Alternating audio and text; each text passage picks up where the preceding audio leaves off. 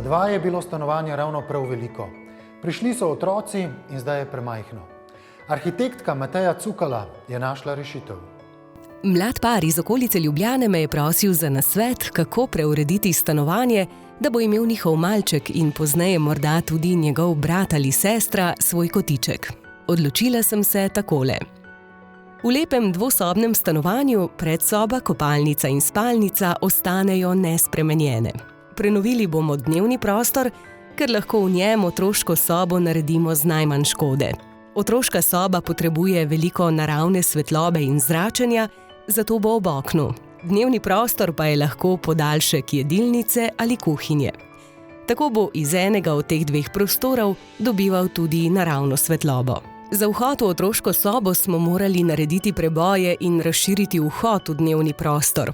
Odprte police med jedilnico in dnevno sobo, ob katerih stoji sedežna garnitura, dopuščajo zasebnost, hkrati pa prostor ostaja dovolj zračen in odprt.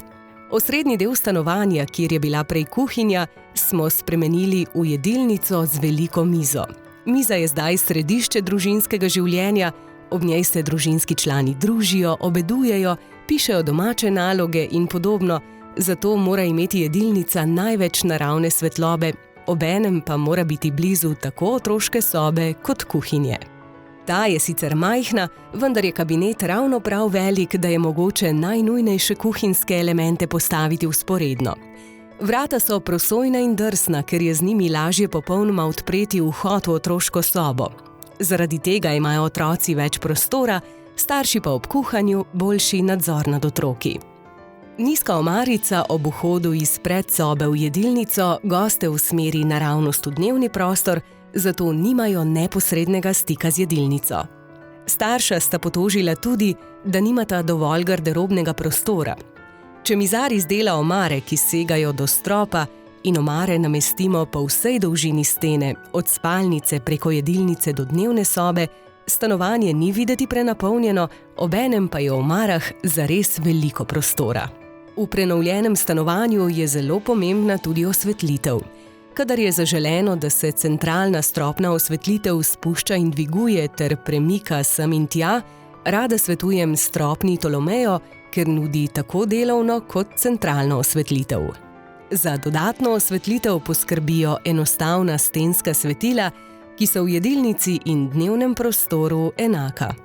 Z otroško sobo se lepo zlijejo okrogle stenske luči, ki zvečer nevsiljivo usmerijo snop svetlobe v strop.